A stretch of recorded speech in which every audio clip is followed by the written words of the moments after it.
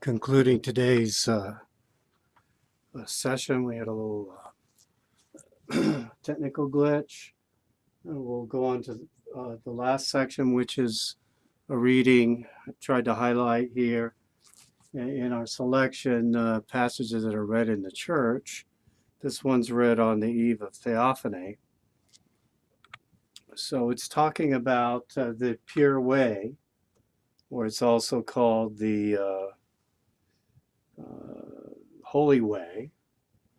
And the word way, we know, was the original name of Christianity, the way, the pure way, the holy way, the right way of living, following the Messiah.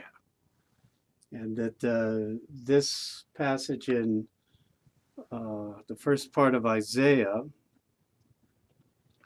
is talking about, just as we discussed with the conversion of Egypt, of going back, except here instead of going back to Egypt, it's going back into the desert.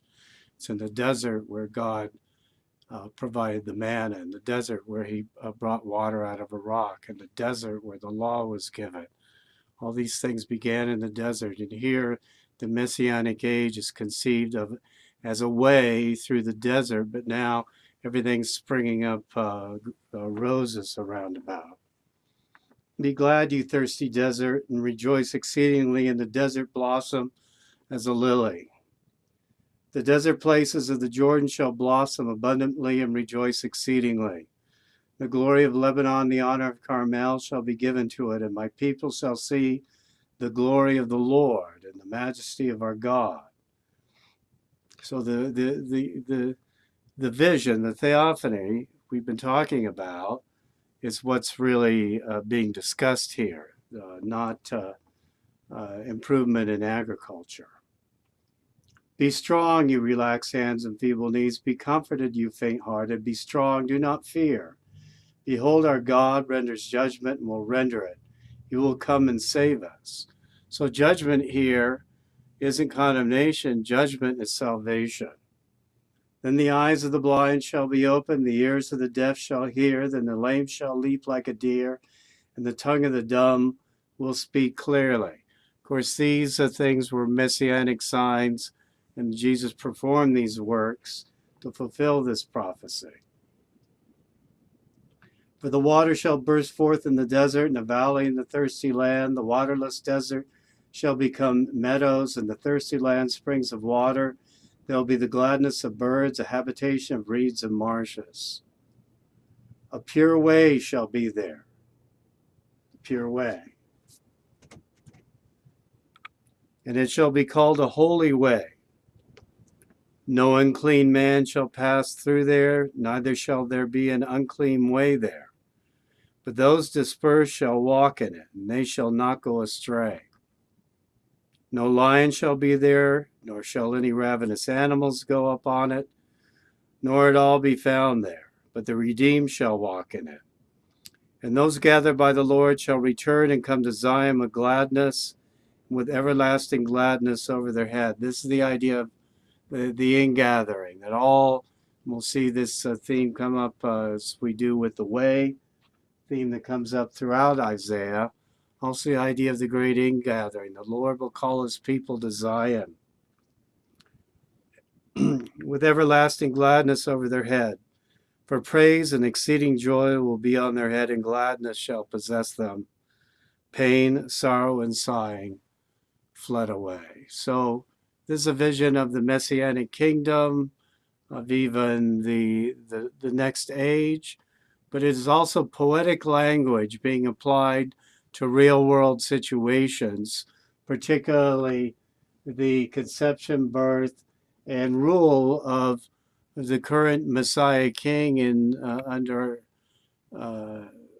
time of Isaiah, Hezekiah, who restores the temple to its former grandeur, rids the practices there of their accretions from foreign lands, cuts down the Asherah, the poles dedicated to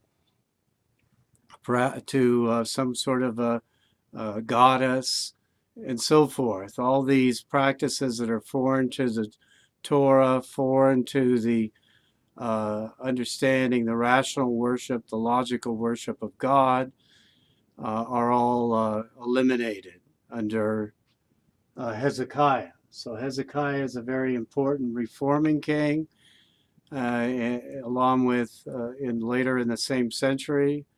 Now we're in the 7th century. Josiah, Hezekiah, and Josiah. Remember these two kings, because in the what's called the history of the Deuteronomists, the 4 books of Kings, or First and Second Samuel and First and Second Kings, it's put forth the idea that these were really the only righteous of the followers of David among the many kings.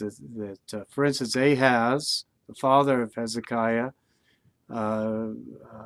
sacrificed his son. Or when you read it in the Bible, it says he passed his son through the fire. That's the expression used to refer to infant sacrifice. So infant sacrifice was an ongoing issue. Hezekiah eliminates it. Josiah eliminates it, plus many other foreign practices that were considered abhorrent to the Lord. So tomorrow we'll continue on with Deutero or Second Isaiah, which is chapters 40 through 55. And there we'll really get into the heart of the messianic prophecies. So until then, have a blessed Lent. See you tomorrow.